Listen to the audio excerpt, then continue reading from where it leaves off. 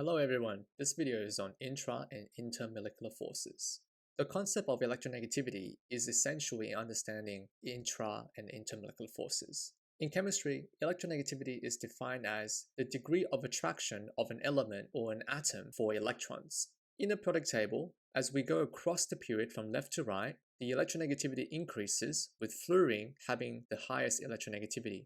On the left-hand side of the periodic table, metal atoms typically have low electronegativity, as they prefer to lose electrons to complete the octet rule. In contrast, on the right-hand side of the periodic table, non-metal elements prefer to gain electrons in order to complete the outermost shell, that is the octet rule. Electronegativity also decreases as we go down a group in the same column. This is due to a reduced nuclear charge and attraction between the protons and electrons due to an increasing atomic or ionic radius. You can revisit the concept of electronegativity in its own video. Broadly speaking, we categorize bonds and forces into two groups: intermolecular, that is between molecules, and intramolecular, that is within one molecule. Intramolecular bonds are found within the same molecule of a particular substance, and intermolecular bonds are found between multiple molecules of a substance. So when you're demonstrating or learning about intramolecular bonds, you only need to draw one molecule of a particular substance or compound. When you're learning or demonstrating the concept of intermolecular bonds, you need to draw at least two molecules of a given substance or compound. The first type of intramolecular bonds is covalent bonds. Covalent bonds can be further classified as nonpolar and polar covalent bonds. Nonpolar covalent bonds occur where there's an equal or close to equal sharing of electrons between the two elements in the bond, forming the bond. So when do we have an equal or close to equal sharing of electrons? This occurs when the two elements have either identical or close to identical electronegativity values. So the difference in electronegativity between elements in a non-polar covalent bond should be very small. It ranges between 0.2 to 0.5.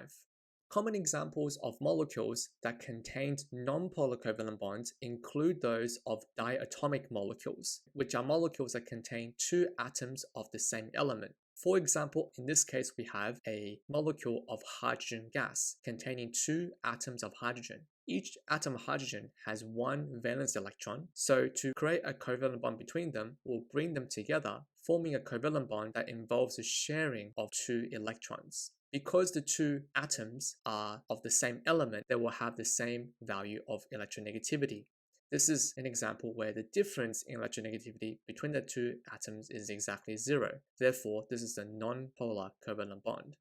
Polar covalent bonds also involve the sharing of electrons, but these will occur when there's an unequal sharing of electrons in the bond, resulting in an asymmetry of charge, or in other words, a charge separation within the bond. Polar covalent bonds usually will be formed between elements where there is a large difference in electronegativity, typically between 0.5 and 1.6. The easier way to identify whether a bond is classified as polar covalent is to look at whether one of the elements in the bond is far more electronegative than the other. An example of a molecule that contains polar covalent bonds is water, which contains two hydrogen atoms connected to a central oxygen atom.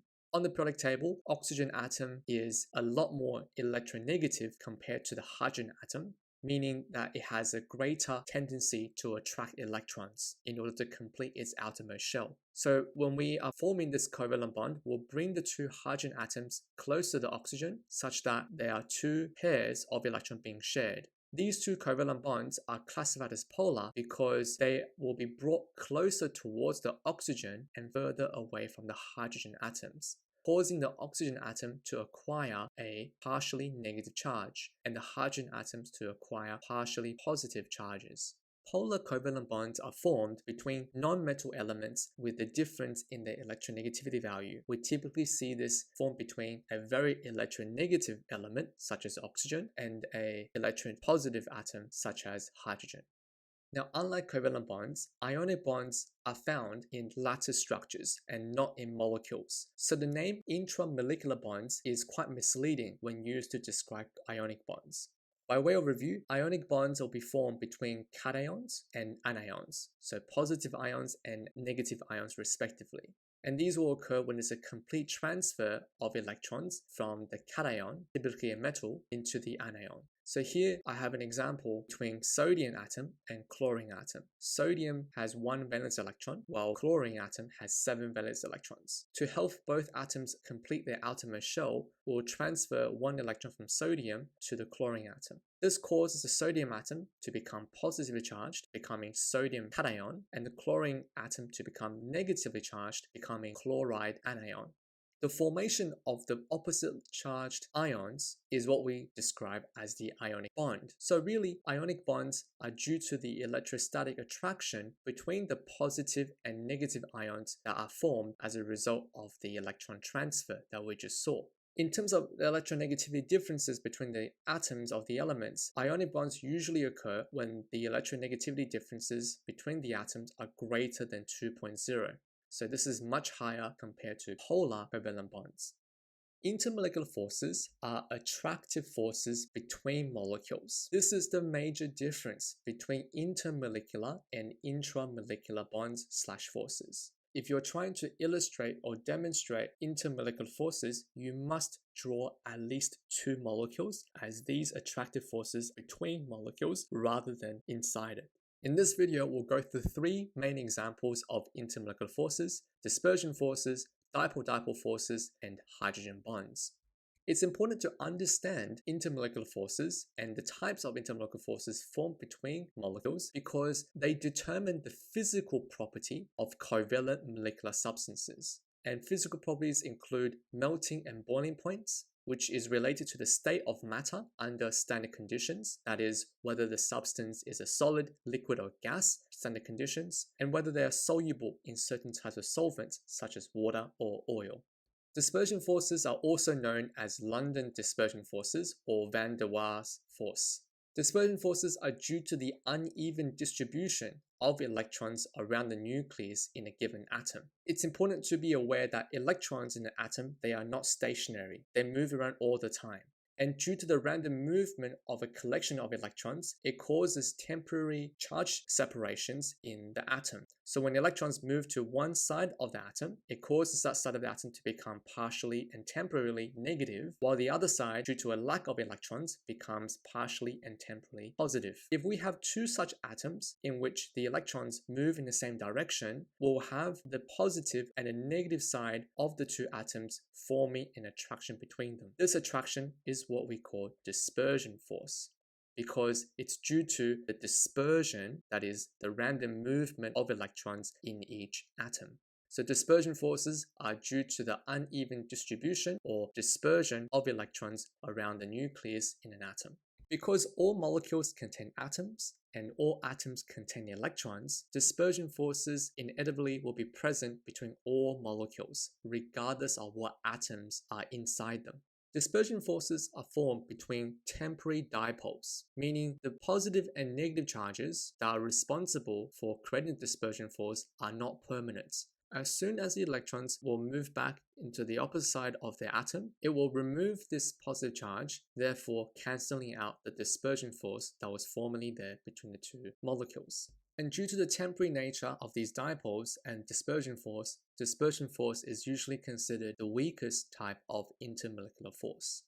What you need to know about dispersion force is that the strength or the magnitude of dispersion force increases with the number of electrons. And that's because as the number of electrons increases, the magnitude of that charge separation due to the dispersion of these electrons will ultimately increase. The greater the charge due to the dispersion of electrons will result in a stronger dispersion force. So when do we have an increasing number of electrons? Well, the main way of increasing the number of electrons is to increase the number of atoms in the molecule. So this generally increases with molecular size or the molecular mass or weight of the molecule. So bigger molecules or ones with heavier molecular masses will have more electrons, and the dispersion force between these larger molecules will be stronger compared to the ones with a smaller size and mass. Why is this important? Well, remember, the magnitude or the strength of intermolecular forces determines the physical properties of molecules. So when we have a stronger dispersion force, this will increase the amount of energy that's required to overcome these forces in order to separate and move molecules further apart. And because to transition between solids, liquids, and gases, we ultimately have to increase the distance between molecules. Greater amount of energy required means it will increase the melting point as well as the boiling point of the molecule. So greater dispersion force will lead to higher melting point and boiling point. You can easily see this relationship between the size of the molecule and melting and boiling point by looking at the 3 examples of hydrocarbons. These are molecules that contain carbons and hydrogen atoms. Ethane contains 2 carbon and 6 hydrogens and has a very low boiling point of -89 degrees Celsius.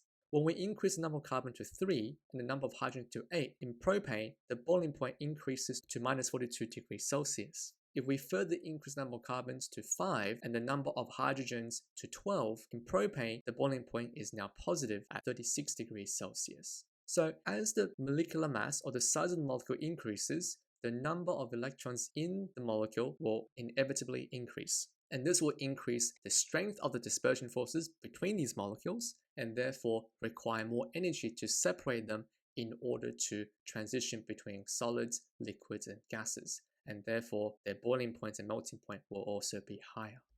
Dipole-dipole forces are present between polar molecules. Polar molecules are ones that contain permanent dipoles due to the electronegativity differences between the atoms in the molecule. A simple example of a polar molecule that can form dipole-dipole forces is hydrogen chloride or hydrochloric acid. In this molecule, chlorine is an atom that has a much higher electronegativity compared to hydrogen. So you expect all the electrons in the molecule of HCl to be closer towards the chlorine and further away from the hydrogen. Since electrons are negative, this causes the chlorine to adopt a partially negative charge and the hydrogen, due to the lack of electrons, to adopt a partially positive charge. The charge separation, due to the intrinsic difference in electronegativity between the 2 elements here, is what we call a permanent dipole. Very important for you to compare and be aware that this is different to the temporary dipole due to the dispersion of electrons that we discussed earlier under dispersion force. This dipole is more permanent as is due to the electronegativity differences between the atoms in the bond. Now, how does this permanent dipole help us create an intermolecular force? Well, remember, intermolecular forces are formed between molecules, so we need to have 2 molecules of HCl. If we place the 2 molecules side by side, we'll see that the partially negative chlorine can be placed right next to the partially positive hydrogen atom. And this also creates an attraction between the atoms of opposite partial charges. This is what we call dipole-dipole force or interaction, because it's formed between 1 permanent dipole and 2 permanent dipole. It's between 2 dipoles of 2 molecules, hence the name dipole-dipole force. Because dipole-dipole forces and interactions are due to permanent dipoles, they are more permanent and stronger than dispersion forces. Another example of molecule that exhibits dipole-dipole forces is water. Water contains an electronegative oxygen atom next to 2 electropositive hydrogen atoms. This allows the oxygen to acquire a partially negative charge and the hydrogen atoms to acquire partially positive charges. And this is what we call a permanent dipole, and this is another permanent dipole. So water here has 2 permanent dipoles in the bonds. When we place 2 water molecules side by side, we expect there to be a dipole-dipole moment between the partially negative oxygen and the partially positive hydrogen in the other molecule. So this dashed line here represents a dipole-dipole attraction or force.